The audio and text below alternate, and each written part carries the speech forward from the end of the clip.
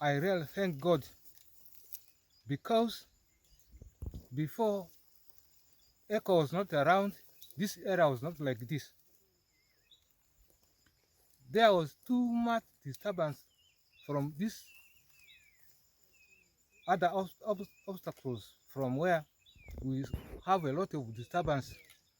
So starting from that part, I started with Echo. I really found that there is change. They begin to support me through teaching at first. Next, they support me with the tools to prepare this land, and they assisted me with the seedlings. I planted them. So with some little funds, I use these relatives of mine to come and do this work together with me. I really thank them. We are together, we are doing this work. Echo has really changed my life. To be sincere, starting from that point up to now, I have changed in my life because of Echo. To do this work, I really call for these people of mine to assist me sincerely. Let us do this. We will get the benefit in future. If these trees grow, we can get firewood here, we can get timber here, we can get money out of it. They accept. They are working together with me seriously, without no complaint. So, as Ezati Robert, I really found change because of Echo in my area. Not with me, in my area. There are some people now coming to ask me, where do you get this idea to do this work here? I just tell them that Echo is the one supporting me. Echo is the one supporting me. If you want to be like this, you join this group of Echo, you will find changes in your area. This area is almost 20 hectares I wanted to plant. And there are some parts there on top of that mountain up to this side, up that side. I really stop people from cutting trees unnecessary. Let them be here, don't cut. If you come without question, I used to chase them away. That is why you see this area is like this green, because of the idea from Echo. Really, I appreciate the work Echo has given me, ideas to do such a work. You can see there was no tree on other days here, but nowadays they are now growing. People, when they are passing via this, they are now looking at these trees. Who is the one doing this?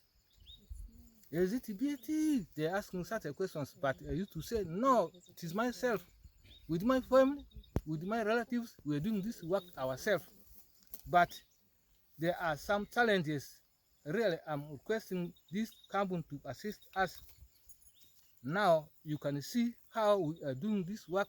Species, and then also the project has been able to assist natural woodlands to regenerate naturally, and in open spaces actively plant indigenous species.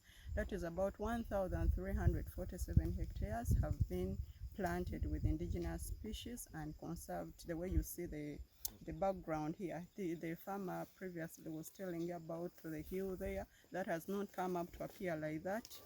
Just voluntaries, because of the efforts of the project, by encouraging them, don't do this, limit harvesting. Yeah, and then also the project has been able to plant wetlands in these districts with the wetland species, still aiming at restoration. About 248 hectares have been planted, and then these wetlands, you find that the encroachers do not know the no-go zones, the buffer zones. So the project has gone ahead on those particular wetlands to demarcate the no-go zones by placing concrete pillars. Yeah, the other activity, the other objective that the project has done, the project has supported landowners and communities in these refugee hosting landscapes to establish woodlots. And about 596 hectares of woodlots have been established. Then also the project has promoted and encouraged the uptake and adoption of agroforestry practices, sustainable land management practices. Like where we are, you can see it's a hilly landscape. There is a lot of erosion. We can see the stabilized vetiver grass bands are there, the stone bands, and the crops are grown under trees. All that is agroforestry coupled with the sustainable land management practices. Then also the project team. The project, as we do this to demonstrate and train to the farmers, this was a demo site where people came and they were trained on these different interventions, the communities of Okalaka village where we are right now. But when we do this, these people are expected to replicate, to copy these technologies and do them on their gardens. Now, if you moved a few kilometers from here, you'll find at least some farmers that are doing the same, like where we are. The project also, because you know tree growing is a longer term intervention. Trees take long to generate income. For example, 10 years, 30 years for the indigenous species. And apiary, and we are first, our grandfathers, we are supposed to settle on the site of forestry, and from there, and the government said, let's take this site for planting trees. From there, our grandfathers came on the place where we are, and they have allocated the site for planting trees. And the time of plantation, our community also involved to participate in planting, and that they have also organized us to take the care for the forestry in a way of burning and destroying. We have to protect it. And the challenge they have came with, they said, we have already lived that place, let's come and settle here. And they have given us also a challenge, apiary, and we are first, our grandfathers, we are supposed to settle on the site of forestry, and from there, and the government said, let's take this site for planting trees. From there, our grandfathers came on the place where we are, and they have allocated the site for planting trees. And the time of plantation, our community also involved to participate in planting, and that they have also organized us to take the care for the forestry in a way of burning and destroying. We have to protect it. And the challenge they have came with, they said, we have already lived that place, let's come and settle here. And they have given us also a challenge, chance for planting trees. And first of all, the company which support us is nature, eco, and so on. They have come and give us a knowledge how to plant the trees and how to protect them, and what are the importance of the tree.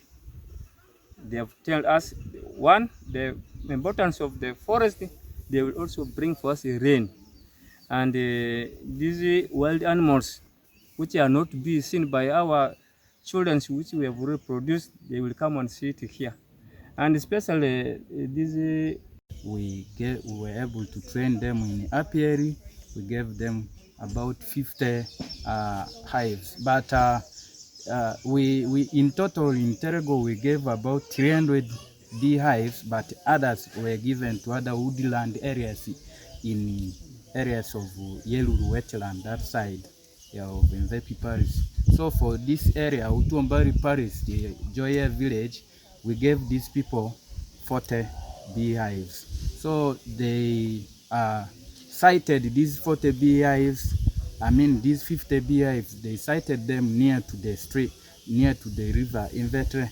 It was also purposely because we wanted to preserve, we wanted to restore back the trees along the stream, so that they provide shade. They act as water shade for this stream. They also act as breeding places for other birds, herbs, and amphibians like that. So when they sighted them, all these beehives colonized, and those were the hives you see there. They have all colonized. They have tried to check in to harvest once. They were able to harvest only 2 hives, which it was just a trial. It had brought them some 20 kgs, meaning that each hive giving them 10 kgs. So currently, when we sifted them when we talked to them, and they gradually sifted out from the area we've just restored. These days, we took them through various trainings on sustainable land use. So currently, they are able to use the available land they have sustainable, without thinking about going back to the area we've just restored. Yeah.